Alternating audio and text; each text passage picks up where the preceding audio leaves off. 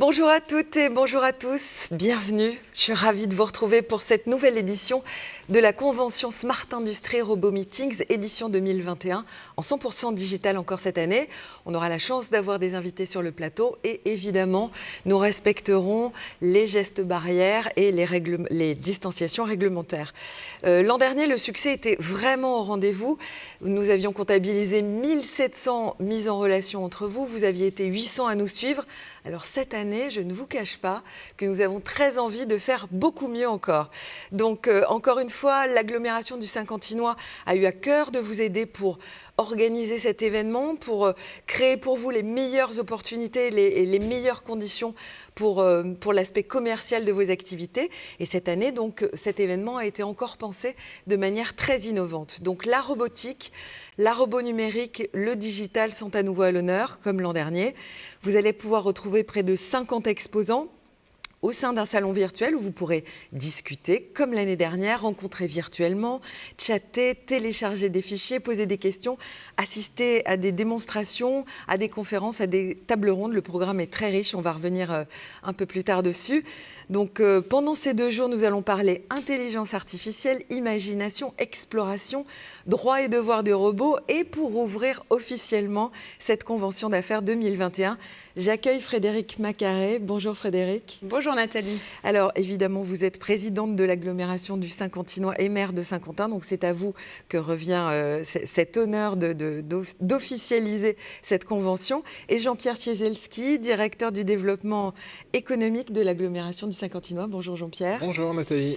Alors, c'est donc à vous qu'appartient ce privilège d'ouvrir officiellement cette convention d'affaires, qui est un événement qui compte vraiment sur le territoire du Saint-Quentinois, puisque Saint-Quentin, en termes d'industrie, est vraiment représentatif. Donc cette année, encore plus que les autres années, le plan de relance de l'industrie 4.0 est bien en marche, vous nous en parlerez encore. La réindustrialisation française vous touche de très très près. Et cette robot numérique et cette tech qui sont à l'honneur pendant ces 2 jours ont donc une place de choix dans cette aventure. La parole est à vous. Merci, bienvenue à tous et ravi de vous retrouver pour ce salon que nous affectionnons particulièrement avec les équipes de la direction économique. Et j'ai plaisir à saluer Jean-Pierre Cieselski. Également les élus de l'agglomération, les maires, Christian Moiret qui est en charge des relations avec les entreprises et puis Virginie Ardins qui est en charge de la robot numérique. Alors, c'est devenu un rendez-vous incontournable qu'on affectionne particulièrement parce que déjà c'est un temps pour se poser sur là où on en est, sur le plan économique, sur le plan de l'innovation sur le territoire. Ça, c'est déjà un premier élément. Ensuite, on veut faire de cet événement chaque année un événement utile aux entreprises pour les propres contacts qu'elles peuvent avoir. Donc, c'est aussi la façon de mettre en relation de l'excellence présente à Saint-Quentin avec d'autres qui viennent parfois de l'extérieur et leur permettre de faire des affaires. On a également une vocation à essayer de mettre en relation sur le marché de l'emploi, puisque nous avons comme partenaire Pôle emploi et donc nous avons une sorte de bourse aux candidatures également. Et puis ce que nous aimons beaucoup avec Robot Numérique, c'est d'amener des éléments de réflexion sur les grandes transformations économiques que nous vivons soit actuellement, soit qu'il faut anticiper. Et c'est vrai qu'en 5 ans, entre les premières conférences et aujourd'hui, on peut se dire que beaucoup de choses ont changé sur les façons de travailler parce qu'il y a eu le numérique, il y a eu toute la technologie qui a été apportée. Et donc, on aime bien faire venir des conférenciers de renom pour pouvoir amener ces éléments de réflexion, tant sur les process et comment on peut changer les choses, tant sur des grandes adaptations sociétales qui vont toucher également les entreprises et qu'on puisse avoir des clés de compréhension. C'est aussi intéressant pour le grand public. Et c'est vrai que l'intérêt de ce salon, là nous sommes en direct et pendant 2 jours, mais on pourra retrouver les conférences, les regarder à nouveau à tête reposée. Et on aime bien ce côté amener des éléments de discussion aussi et puis de travail. Ça peut intéresser des étudiants, ça peut intéresser intéresser aussi des entreprises pour en discuter également avec leurs collaborateurs, parce que c'est vrai qu'on a des mutations très importantes et qui se sont peut-être encore plus accélérées avec la crise sanitaire, puisqu'on a été un petit peu mis devant, face à nos responsabilités, je dirais, pour pouvoir poursuivre nos activités d'une autre façon. Et donc l'accélération numérique, c'est largement senti. Alors cette année, je suis encore plus heureuse d'être à vos côtés. On est à la 5e édition. C'est vrai que quand on a démarré ces projets à la fois, et j'oublie pas parce qu'il faut toujours savoir qui nous a permis aussi de semer les premières petites graines, les élus qui ont été à nos côtés, à la fois Pierre-André qui était le maire de Saint-Quentin et président de l'Agglo, puis Xavier Bertrand.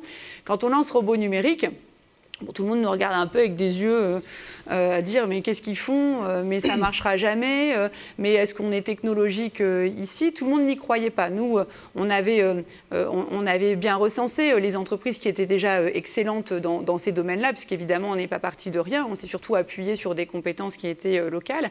Ce qui nous fait plaisir, c'est qu'on voit aujourd'hui que vraiment on a une consolidation du tissu sur tous les niveaux, c'est-à-dire que sur les aspects innovation et start-up, sur les aspects intégrateurs robotiques qui sont plus nombreux et puis plus nombreux en nombre de collaborateurs également. Et puis l'industrie qui fait son grand retour dans un territoire comme le Saint-Quentinois, mais aussi dans les Hauts-de-France. Ça fait très plaisir parce que je dirais c'est un peu dans notre ADN. On a eu une identité manufacturière quelque part depuis extrêmement longtemps. Et c'est vrai que quand il y a eu le choc de la fin des industries traditionnelles à la fin des années 70 et 80, ça a été extrêmement violent pour des territoires comme les nôtres. Et donc aujourd'hui, de se dire que ça y est, on est pertinent, et parce que tous ensemble, parce que c'est vraiment une réalité, on a travaillé pour faire plus et pour créer des niveaux de compétences, de sous-traitance, et bien aujourd'hui, on arrive à accrocher des gros projets, à tel point que sur nos zones d'activité qui étaient avec à la fois des terrains occupés, mais aussi des terrains vacants, on a vendu 37 hectares en très peu de temps, en quelques mois, ce qui était totalement inespéré, même dans nos rêves les plus fous la nuit, et qu'aujourd'hui, on se remet en position de travailler, puisqu'évidemment, ces projets, ils vont arriver dans l'année ou dans les 3 ans, en fonction des process, puisqu'on est quand même sur, j'en dirais un mot, des projets importants qui demandent une préparation, on ne claque pas des doigts juste, et une fois que c'est signé, ce n'est pas complètement là encore. Mais donc, on va avoir de très belles choses dans les 3 à 5 ans, et on se projette sur le futur du territoire pour préparer sans doute de nouveaux terrains et commercialiser tout cela. Alors je disais, c'est vrai qu'on a retrouvé une attractivité. Ce qu'on a vu, c'est des entreprises locales qui grandissent, qui parfois étaient sur des sites relativement étriqués ou inadaptés, qui nous demandent à arriver en zone d'activité. Donc la création d'emplois, elle est aussi par des entreprises déjà présentes. Et puis on a des gros projets qui arrivent également. Demain, Amazon va ouvrir son site avec 235 emplois. Nous avons gagné le projet Clarins qui a déposé la semaine dernière son permis de construire pour une arrivée ici, démarrage d'usine normalement en 2023. Puis on a aussi un autre projet qui n'est pas encore annoncé, industriel, qui est un projet important. Et ça, ce qui est intéressant, c'est qu'au-delà du formidable espoir que ça amène pour l'emploi sur le territoire, c'est aussi très intéressant sur le plan du développement économique pour les entreprises locales déjà présentes. Et je pense que ce n'est pas un hasard si ces sociétés choisissent Saint-Quentin, c'est parce que nous avons des intégrateurs robotiques, c'est parce que nous avons des transporteurs, et c'est aussi parce que nous avons beaucoup travaillé sur les questions d'enseignement supérieur ces dernières années avec des réussites, c'est-à-dire qu'on est en capacité aujourd'hui de former des jeunes, et même dans des formations tout au long de la vie, sur des niveaux qui intéressent les entreprises d'aujourd'hui. Et ça, on reste vraiment dans une dynamique avec Mohamed Ben Lassen, le président de l'université, parce qu'on a tout à fait conscience que sur les sujets de formation, il faut savoir bouger très très vite. On est tellement dans des nouveaux métiers qui sont en train d'être inventés, qui sont en train de se spécialiser, qu'il nous faut une réactivité très importante. Et moi, je suis heureuse de constater que c'est le cas à Saint-Quentin, qu'on arrive à travailler tout à la fois avec les lycées, mais aussi avec l'université, pour proposer des nouvelles choses. Et je crois qu'on n'a pas à rougir des années qui sont passées sur la consolidation de ce tissu aussi de possibilités d'études. Ça a été l'ouverture de l'antenne du CNAM au mois de septembre, l'ouverture de l'antenne de l'IAE, mais c'est également le projet du président de l'université d'ouvrir un polytech en logistique intelligente. Et on voit bien qu'on a vraiment les pièces d'un puzzle qui est très cohérent, qui est en train de se constituer, puisqu'on est vraiment sur une logique de spécialisation technologique sur le territoire. Et ça nous réussit bien. Hier, j'étais sur une réunion sur l'emploi et on a vraiment une embellie sur le marché de l'emploi. Je crois que ça recrute dans tous les secteurs. C'est d'ailleurs un grand défi de trouver les bonnes collaborations. Mais moi, ça fait 20 ans que je suis sur le territoire. Ça n'est jamais arrivé à ce point. De voir le taux de chômage baisser. Sur le bassin d'emploi, on a 2000 chômeurs en moins en quelques temps. C'est extraordinaire. Maintenant, ce qui est difficile, c'est de mettre les bonnes compétences dans les bonnes entreprises. Mais je dirais, c'est tellement des problèmes plus positifs que dans le passé que ça fait du bien également. Ok. D'autres événements ou d'autres choses à nous dire, ou c'est encore trop... Alors, on a à la fois donc, ces projets qui vont arriver. Donc, notre travail à nous, c'est de les faire arriver dans de bonnes conditions et c'est beaucoup de travail. Hein. Pendant 1 an et demi, on est très concentré là-dessus puisque c'est à la fois les autorisations, mais c'est aussi le recrutement, la formation. Et on a aussi des thématiques qui nous sont très chères, qui sont des thématiques qui vont être très porteuses pour le territoire. Ce qu'on appelle REF 3 avec la région pilotée par Xavier Bertrand. Donc on vit aussi en dehors de la transformation numérique une transformation très forte dans le domaine du développement durable avec des lois qui sont venues, mais aussi avec, je dirais, nos obligations personnelles et morales à faire mieux pour la planète et pour nos enfants. Et là aussi, moi, je vois une très grosse accélération qui touche les sujets économiques. Alors, c'est vrai que c'est le domaine des métiers du bâtiment avec tout ce qui va se faire en termes de rénovation et on va avoir des programmes très importants. Mais c'est aussi les process industriels qui sont largement en train de changer et très rapidement. Et quand on rencontre aujourd'hui nos porteurs de projets, on sent qu'il y a une envie d'aller sur ce type de sujets qui sont encore un peu nouveaux. C'est les questions de méthanisation, c'est les questions de photovoltaïque. Donc après, on est en train de se former tous sur ces sujets-là, mais je trouve ça assez extraordinaire ce qui est en train de se passer dans ces domaines et ce sera aussi porteur d'emploi pour le futur. Et le dernier point que je voudrais soulever, c'est évidemment aussi l'autre projet qui n'est pas très loin de Saint-Quentin et qui doit pouvoir nous profiter également, c'est le canal Seine-Nord-Europe. J'ai rencontré énormément de personnes qui m'ont dit mais on pensait vraiment que ça ne se ferait pas. C'était l'Arlésienne. Ça fait 40 ans qu'on travaille dessus. Et aujourd'hui, on est au stade des réunions publiques des ports intérieurs. 2 ports intérieurs qui seront très près de Saint-Quentin, Noyon et Nesle. Les coups de pioche dans la Somme qui doivent arriver en 2023. Ce qui veut dire que comme on est le plus gros bassin très proche de ces ports, il y a aussi des opportunités très importantes en phase de travaux, mais aussi en phase future pour tout notre écosystème également robot numérique qui est présent sur le territoire. Et tout à l'heure, j'aurai une réunion sur l'accueil des entreprises, l'habitat, comment on peut aussi réserver des logements, comment on peut se transporter sur le territoire pour cela. Donc ça nous fait aussi un autre énorme gros projet qui arrive et qui aura des retombées à partir de 2023 et pour les 10 ans et la suite. À nous de faire en sorte collectivement, avec les chefs d'entreprise aussi, que ça nous soit profitable et que les trains ne passent pas sous notre nez à grande vitesse et qu'on en profite également. Donc beaucoup de choses cette année. C'est vraiment une année, je dirais, de consolidation forte et c'est extrêmement enthousiasmant. Qui rayonne jusqu'à l'international ? Alors demain, nous avons souhaité avec les équipes, donc toute la série de conférences qui se tiendra demain est dédiée à l'international parce que bien sûr on pénètre les marchés français, mais pourquoi pas imaginer que nos entreprises puissent aussi aller se vendre ou se consolider sur d'autres terrains. Et donc on va voyager un peu avec le Japon, avec les Émirats arabes unis, également avec le Portugal, avec des exemples assez concrets et je pense de témoignages de personnes qui ont de bonnes connaissances sur ces manières d'arriver sur d'autres pays et des possibilités donc de s'exporter et de grandir aussi à l'étranger. Et si on doit passer un message à à toutes celles et ceux qui nous regardent, tous ces chefs d'entreprise.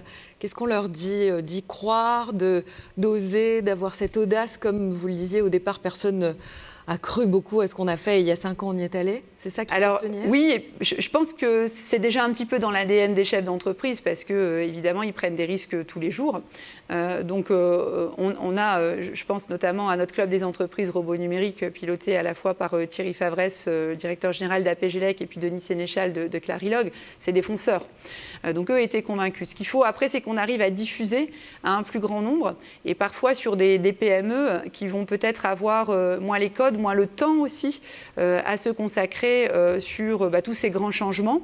Et c'est pour ça qu'on amène des clés de compréhension avec des personnes qui ont l'habitude de cela, qui travaillent dans la transformation des entreprises pour leur donner ces clés et nous, pouvoir public, mais aussi tous nos partenaires, je pense aussi à la Chambre de commerce, on est là pour les accompagner et essayer de faire en sorte que cela soit possible. Oui, on aura des tables rondes sur le sujet justement pour aider les chefs d'entreprise. Jean-Pierre, quelques mots sur le programme? Oui, un programme, Frédéric le soulignait, c'est toujours important pour nous d'avoir des débats stratégiques et des débats technologiques. Et aujourd'hui, on va enchaîner directement avec une très belle première conférence avec Marjolaine Grondin qui va nous parler de comment créer sa propre disruption.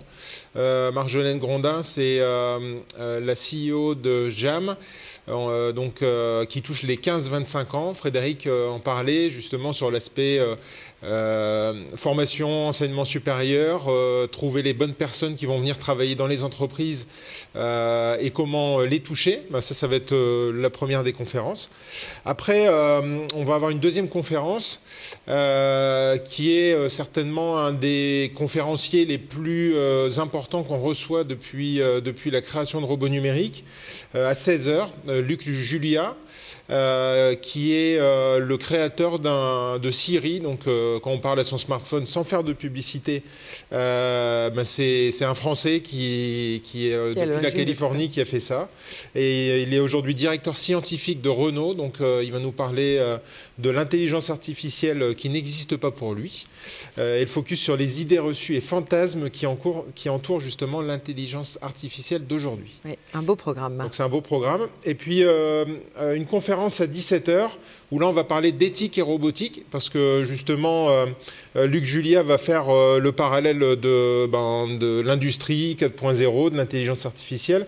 Et donc, c'est Jean-Christophe Bonis qui lui est vraiment spécialisé dans l'approche de la robotique et de l'éthique et qui nous fera une conférence à 17h avec plein d'autres conférences aujourd'hui, technologiques, des focus, des tables rondes. Ouais.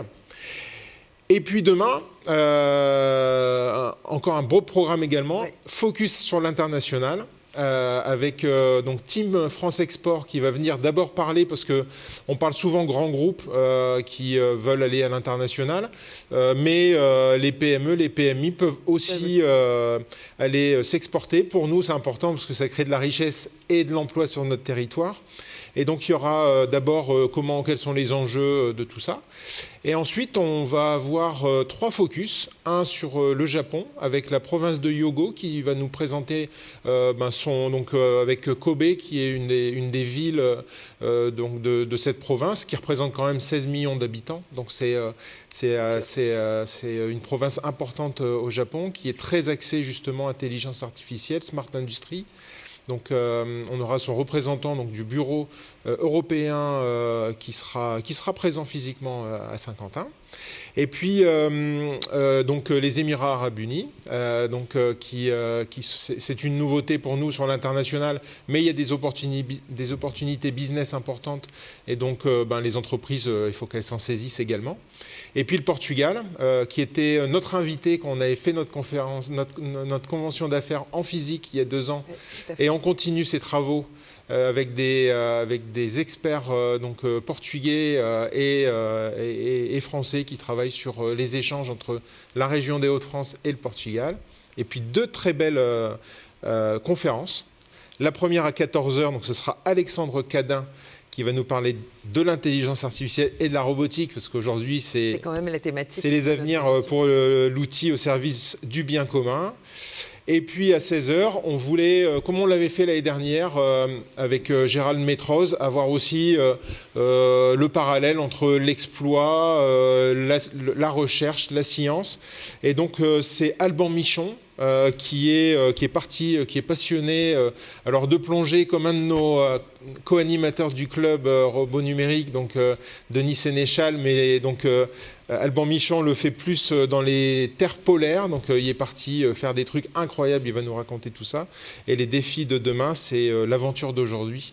Ça clôturera tout ça et puis on aura à cœur avec Frédéric de venir vous faire un petit peu le compte rendu. C'est ça, un petit bilan dans 2 jours. Donc on se retrouve dans 2 jours. On souhaite quoi à toutes celles et ceux qui nous regardent aujourd'hui? J'espère qu'ils auront beaucoup de plaisir à découvrir toutes ces expériences qui vont être commentées aussi, et puis que ça leur serve également. Nous, on a très hâte d'entendre tous ces conférenciers. Ok. Jean-Pierre, un dernier mot? Surtout qu'il y ait plein de business qui se fassent. Exactement. Sur la plateforme pendant 2 jours, mais la plateforme, elle est ouverte jusqu'à fin d'année. Donc ça va permettre aux entreprises de continuer à faire du business.